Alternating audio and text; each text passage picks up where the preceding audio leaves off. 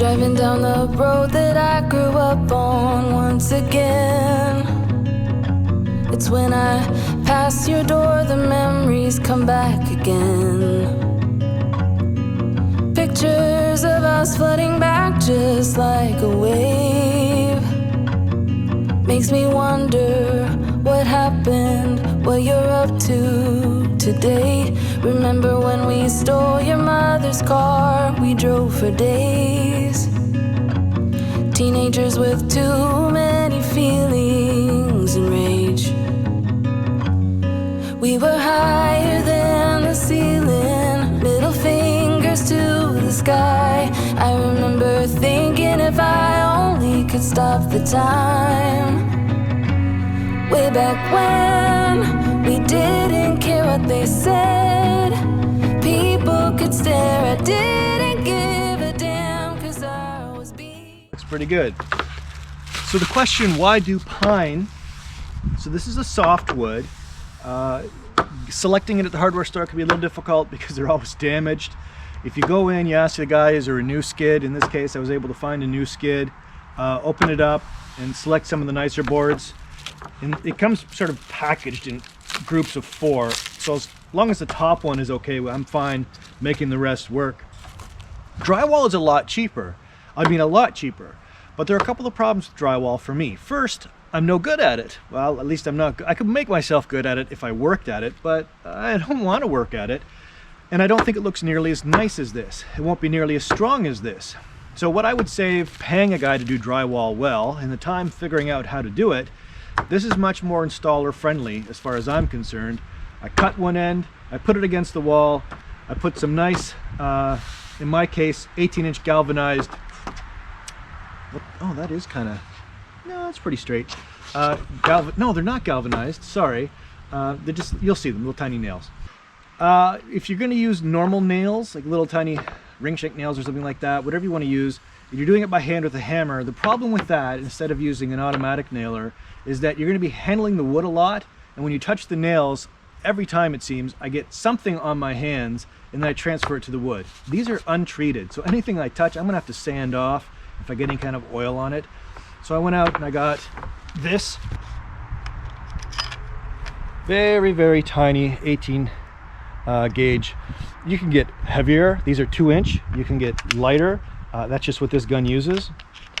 And it should be just fine holding these up, as long as you put enough in. Brad nails. That's the term. Brad nails. I knew I'd remember eventually. So I have to cut one end, make sure this is going in fairly level. I'm going to keep looking actually for a straighter board. You can face them backwards. You don't have to face them this way. So if you wanted to look, in my case, because it's such a small space, the more detail we have, the bigger the space feels. But you could flip it over. That would also be quite nice. So you get some of the gapping and the nice finished edges. So these are reversible.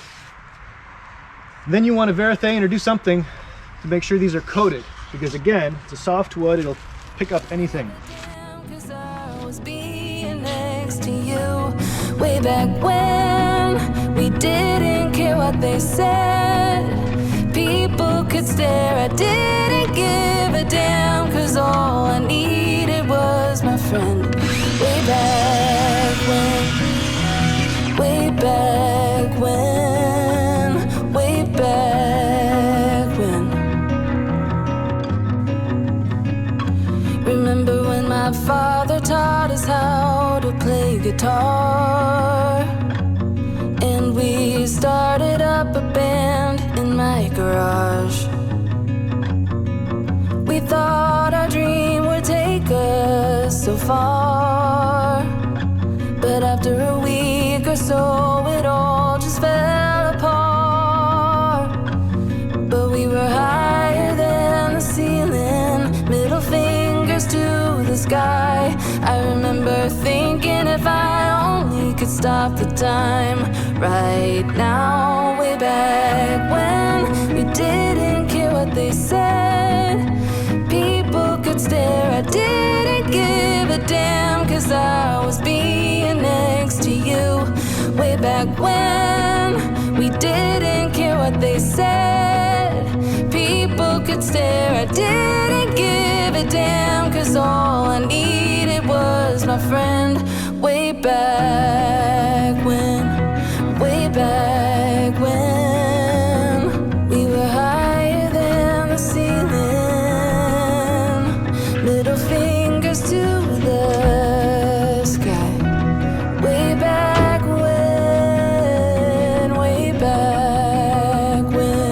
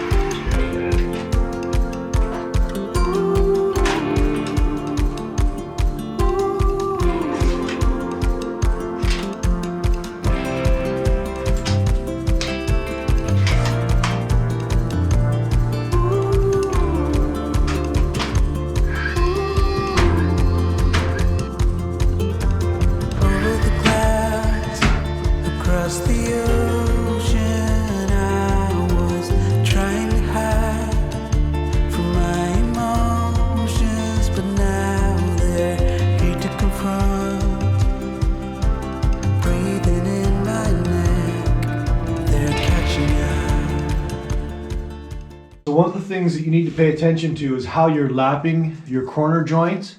Most people are going to put a piece of trim from the corner, bottom corner, all the way to the top, and I will too eventually, but it's going to look like this probably until maybe next summer, whenever I get around to it.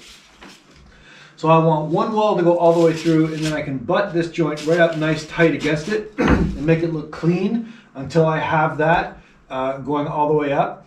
But you still want some expansion on these so that they can move a little bit. So this wall can move, it has some space there and there. And you're wondering, well, how's this wall going to move? Because the other end will have gapping just like this one does. Just, you know, 1/8 of an inch, something small, so it can move, it can breathe, get that spatial orientation that it needs. The other thing that you want to be thinking about is your nail placement. It's really difficult, I'm finding. Well, not really difficult. It's just frustrating. You want to get your nail through the meat of the lumber without splitting it. And I'm using 18 gauge brad nails, and I'm still splitting them sometimes. Not always, but sometimes. And you want to get them through, but angled down enough so that when they come together, this back piece, which you can see, is the same depth on both sides of that groove. You want it to be able to fit so the nail will come through without hitting that nail. So you have to get it pretty much on this, well, you have to get it on a pretty deep angle. So the nail has to go through to get enough meat to go through there, but you also don't want the nail to show on the front. And I've done that a few times. I can see, well, I don't see any just looking at it right now, but I know I can see some of the nails where I got it just a little too low, and you're not taking those things out. Can you go back later, put over, oh, I see some right now, put a little wood fill over it? Yeah, probably, but I'm not sure that the wood fill won't look more obvious than a couple of those little nails. Now, fortunately, they're just little tiny brad nails, but still. So what are you trying to do? You're trying to gain the meat of this little bit of tongue without splitting it. So you want a small nail, like a brad nail. You want to angle it as much down as possible so that the top piece will fit on. I'm finding that I really have to hit some of these pieces. I can actually bend the wood or bend the nail by hitting it just in the right way, but that's a lot of extra work, and I'm afraid I might be damaging things. You never know. You don't want to be hitting this stuff too hard. It's not very strong. This is my tap block, whatever you want to call it. So this stuff just disintegrates. You got to be careful. Simple as that. Try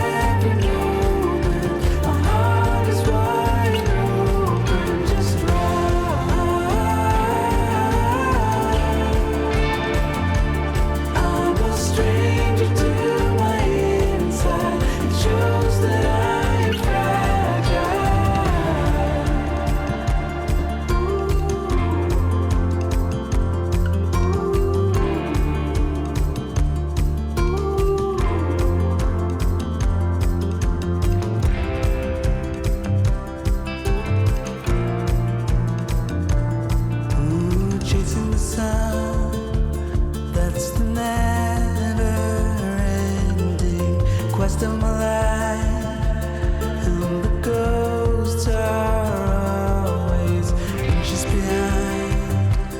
Oh, breathing in my neck, don't know what they want, but they're catching up nonetheless.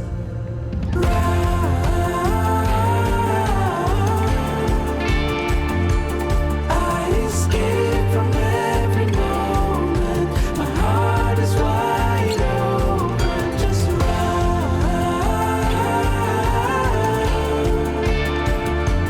I'm a stranger to my inside. Of course, it took 5 times longer than I thought it would. But the pine is done. Sure, you could do it for a lot cheaper with drywall. Sure, it would be a lot easier with drywall. It would be dustier with drywall. But I think the finished product in pine will last for years, and it really does make it feel like a cabin. And every little ding, every little thing, every time the kids hit it with something, it really does just give it more character.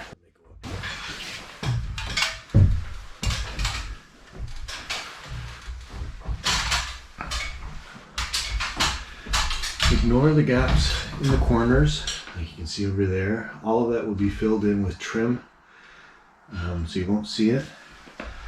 There are a couple of spots. So here you can see that corner wall is quite straight, but in certain spots, like over here, where I had some of the metal bracing, it pushed it out just a little bit, which isn't the end of the world, but it will be more difficult to trim up. That's fine.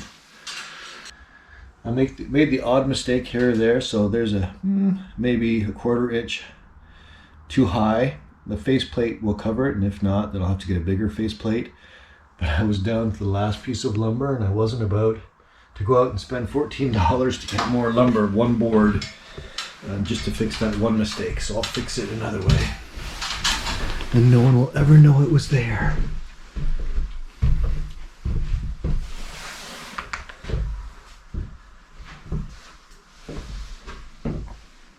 Here are my observations about pine. First, it's very forgiving. It can handle a contour, going up the wall. You can see the contour quite a bit at the end there, where that top piece was being pushed out by the metal I had in behind. So I'm gonna have to put trim down there. It's no big deal. I really like working with it. It's a nice soft wood. Smells nice, looks nice. The problem now is deciding whether or not to treat it, because a lot of products on the market will make it look plasticky. And I don't want that. Obviously, I want to avoid that. And the things that don't make it look plasticky, I'm not sure how much they're actually going to protect it. My biggest fear is something like somebody spilling a coffee on the wall, knocking it off a table or something. And then at that point, there's kind of a no going back scenario. I don't know how you'd remedy that. So that's kind of where I'm at right now, trying to figure out whether or not to treat this. To give you a frame of reference, every 5.5 inches is $14. 14, 14, 14, 14, 14, 14, 14. Of course, I screwed up maybe 4 boards in the project. Put a hole somewhere I shouldn't, or cut out for an electrical box and I shouldn't. So it gets expensive. And every 8-foot board over there is about 10 something. So 10, 10, 10, 10, 10. It gets really expensive really quick. I think it's worth it. For the DIYer, if you are not drywall savvy. I'm not drywall savvy. I think I could have figured it out. I've done enough drywall patches and whatnot here or there, but I really don't think it would have looked nearly as nice, and it certainly wouldn't have looked like a cottage.